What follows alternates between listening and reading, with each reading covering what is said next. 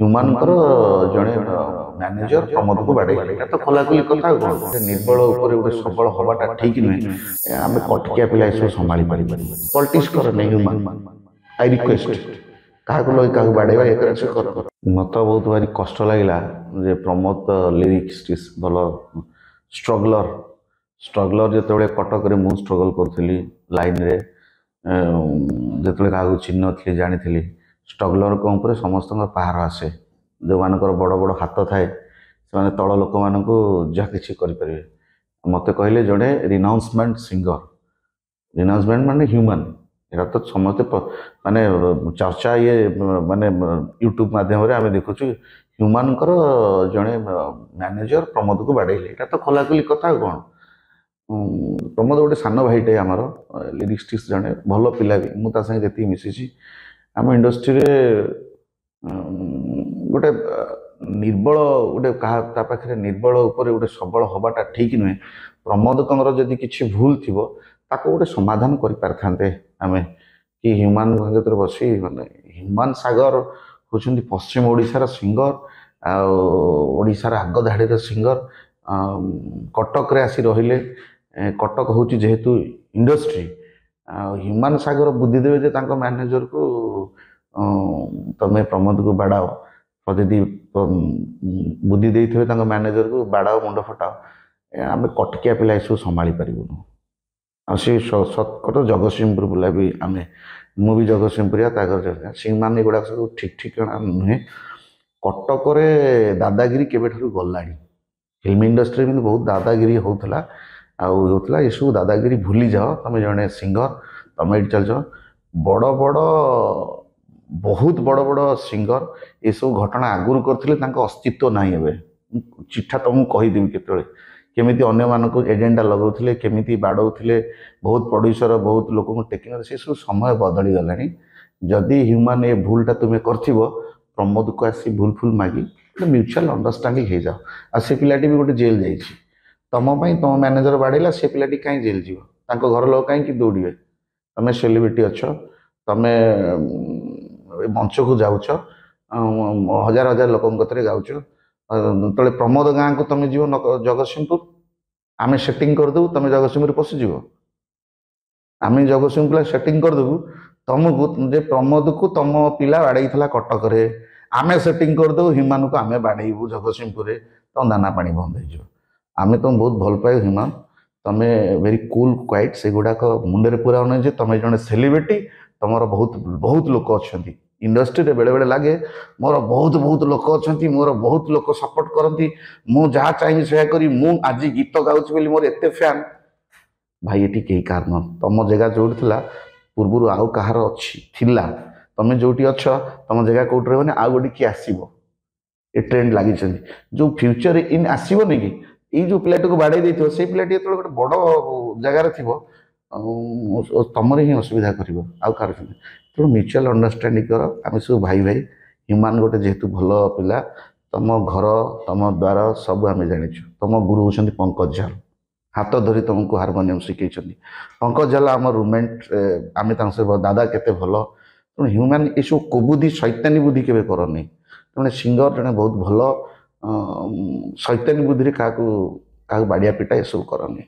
କଟକ ଜାଗା ଥିଲା ଇଣ୍ଡଷ୍ଟ୍ରି ପାଇଁ ବାଡ଼ିଆ ପିଟା, କଟକ ଯୋଗୁ ଚେଞ୍ଜ। ସମସ୍ତଙ୍କ ଘରେ ଘରେ ପିଲା ପାଠ ପଢ଼ିଲେଣି, ସମସ୍ତଙ୍କ ଚିନ୍ତାଧାରା ସକାରାତ୍ମକ ହେଲେଣି। ଅତ୍ୟଧିକ ତମେ ଯଦି ବାଡ଼େଇବ, ଏମିତି କରିବ, ପ୍ରମୋଦ ପଛରେ ଲାଗିବ, ସେ ପିଲାଟି ଷ୍ଟ୍ରଗଲର, ତମ ପାଖରେ ହଜାର ତମ ଯେହେତୁ ତମ ଟାଇମ୍ ଚାଲୁଛି, ତମ ଭିତରେ ପଇସା ଅଛି, ଏବେ ହଜାର ତାକତବାନ ଲୋକ ତମ ପାଖରେ ଅଛନ୍ତି। ତମ ପାଖରେ ଆଉ ତମ ପାଖରେ କେତେ ତାକତ ବାଲା ଅଛନ୍ତି, ତମର ଯେତେବେଳେ କେସ୍ ହେଇଥିଲା ତମେ ଜାଣିଥିବ।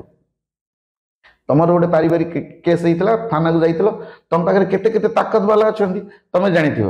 ତେଣୁ ନିର୍ବଳ ଯାହାର କିଛି ନାହିଁ, ପ୍ରମୋଦ ଗୋଟେ ଷ୍ଟ୍ରଗଲର, ରିଲିଷ୍ଟିକ୍, ତା ଉପରେ କୌଣସି ନାହିଁ। ତାରି ଭିତରେ ତମେ ବି ହିଟ୍ ହେଇଛ। ମୁଁ ଗୋଟେ ମେସେଜ ଦେବାକୁ ଚାହୁଁଛି ଆପଣ ମିଡ଼ିଆ ଭାଇଙ୍କ ମାଧ୍ୟମରେ, ଯେଉଁମାନେ ଷ୍ଟ୍ରଗଲ, ଯେଉଁମାନେ ନିର୍ବଳ, ଯେଉଁମାନେ ଷ୍ଟ୍ରଗଲ କ୍ୟାରିୟର କରୁଛନ୍ତି। ମୁଁ ବି ଥିଲି 10-15 ବର୍ଷ ତଳେ, ସେଇ ଷ୍ଟ୍ରଗଲ କରୁଥିଲି, ଫାଇଟ୍ ଶିଖିନଥିଲି, ଏବେ ଫାଇଟ୍ ଶିଖିଗଲାଣି। ତେଣୁ ଯାହା ସାଙ୍ଗରେ ଫାଇଟ୍ କରିବା କଥା ତା ସାଙ୍ଗରେ କର। ଇଏ ପ୍ରମୋଦ ସହିତ ଫାଇଟ୍ କାହିଁ କରୁଛ?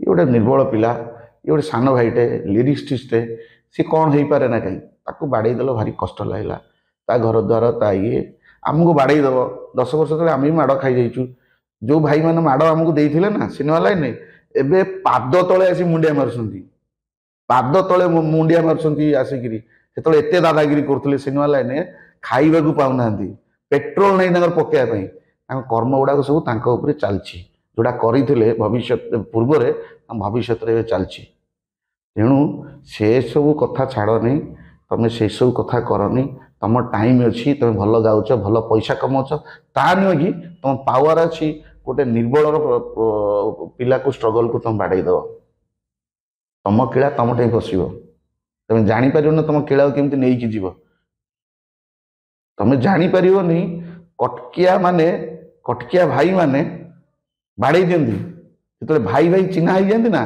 से फटकिना ओल्टी पकड़े तुमको सेकिदेवे तेणु कटक भाई सहित मिसा पूर्व तुम टे देखी चाहे मिस आम कटिकिया दीपट धार थाए न्याय न्याय अन्याय अन्याय जहाँ आम माटीर पिला तुम भी आम ओडिशार पिला तुम एठिक आसी पॉलिटिक्स कर नहीं तुम गीत गाओ पैसा कमाओ तुम पिला को भल रख जाओ पॉलिटिक्स कर नहीं ह्यूमान आई रिक्वेस्ट क्या लोग क्या बाड़ेवा ये से करनी प्रमोद पर आज पर्यंत आम चुप थी यथार्थ पुलिस धन्यवाद प्रशंसित पिलाटी आरेस्ट हो जाइए कि सेगुड़ा करनी प्रमोद गोटे सान भाईटे आम तुम भी जन सान भाईटे से सब करनी मुंड जो लड़ेब मुंड लड़े लोक सहित लड़ा गोटे निर्बल को के दुर्बल करनी से निर्बल जो पूरा सबल हो तुम अस्तित्व रही समय कहार नुहे चक्र बुलूची कहार नुह तुम जो जगार सेलिब्रिटी पैसा रोजगार कर बड़ हो से जगार आउ किए थिला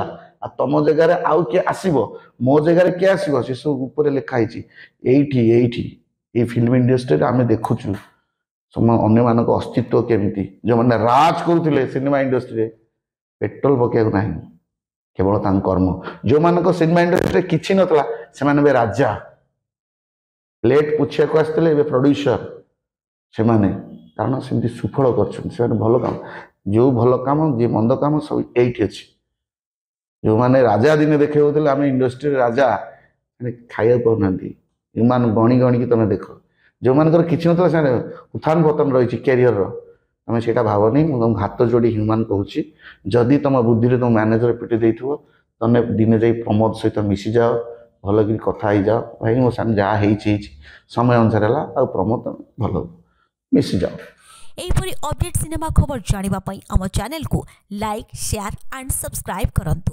नमस्कार।